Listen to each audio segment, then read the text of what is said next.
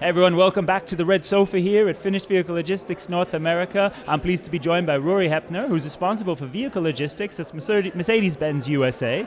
We've just come off stage and a session kicking off talking about investing in volatile times, building confidence. Rory, we're talking a lot about the capacity shortages, lead time issues across the network right now. Could you just give us a flavor of where some of these are being felt most critically for Mercedes-Benz? Where it's probably being felt in three different areas. One, the ship lines, bringing cars into this country and then taking cars out of this country. And then with the one plant that we have in Alabama, with the challenges with a very limited infrastructure from a plant that has grown substantially over the 25 years. If they have one bad day, we'll be out of space within less than 2 days, which makes it very challenging. And then we have to find ways from a capacity standpoint to move the vehicles as quickly as we can, because we can't let a plant shut down, ever. Yeah, nobody wants to shut a plant down, let alone vehicle logistics shutting it down. What are some of the ways that you've mitigated these issues, some innovations, ways you work with your partners?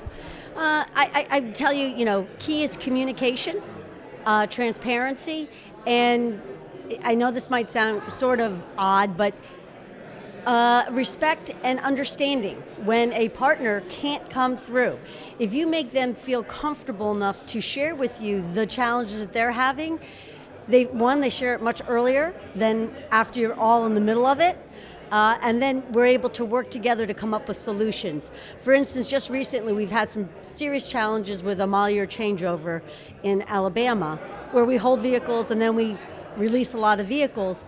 And if it wasn't just because we all got together, our 3PL, rail, our trucking companies, and we just came up with like a light bulb went off on a real simple solution to help us get ourselves back into standard, that we just had totally kind of overlooked because we were all in a crisis mode.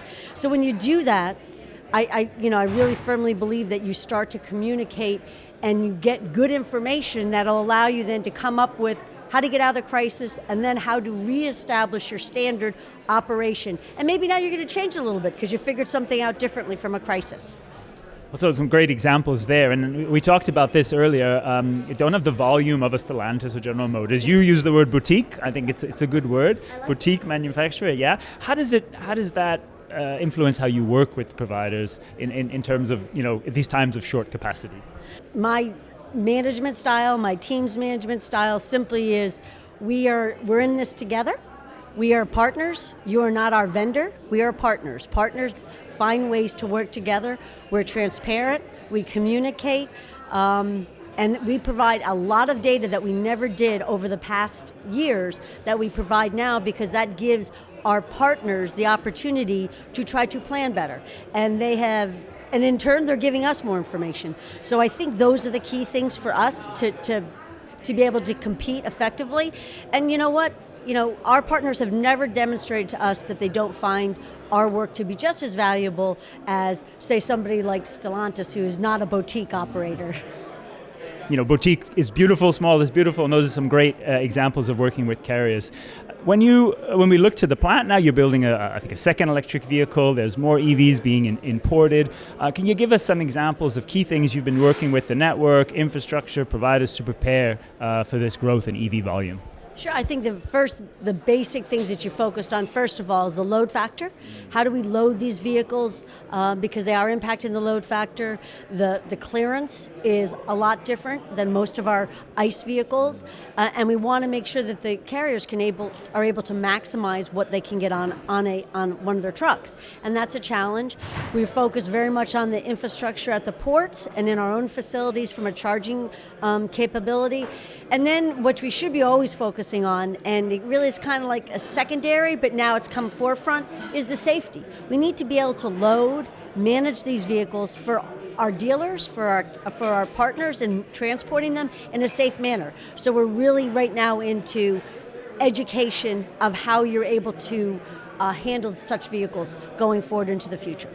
It's a great point on safety, and I think this human resource factor here will become more and more important. Finally, we've been talking about giving the industry the confidence to invest, even in these volatile times. What are some of the areas of opportunity for investment you'd point to with your logistics partners and providers? People are, to me, the first thing we have to do is to convince our partners in the finished vehicle logistics that we got to invest. It's not necessarily the glory business, and we have to show that it is a very good industry to get into in a lot of different facets in order, one, to have the human resources to move these vehicles. I mean, we have a lot of AI, but in the end, it's still a vehicle. It's a physical structure that either has to go on a rail, it has to go on a truck, it has to be moved through a facility. All of these things require human capital, and I think that is where we're trying to get we're trying to support our partners in creating and encouraging people to come into the industry. And then from there, rail is extremely important in trying to expand that and have additional opportunities with that. And I think from our perspective, I think rail, carriers, ship lines, I think all of them are committed to making these investments, and I think they see from an industry standpoint that there's great opportunity for them as there's great opportunities for the OEMs, and together we have to find a way to give them the confidence that they're willing to make, because the investments they need to make are substantial. Well, that's a great point to end on. I think the substantial investments, but the human capital is perhaps the most important piece of that. Without that, the rest doesn't fall into line, but definitely plenty of opportunities across the modes as well. Rory, thanks so much for joining me here on the Red Sofa and for being on stage. Thanks for following us here. Keep up with Automotive Logistics. We're going to be sharing more Red Sofa interviews and highlights from across the event here at Finished Vehicle Logistics North America.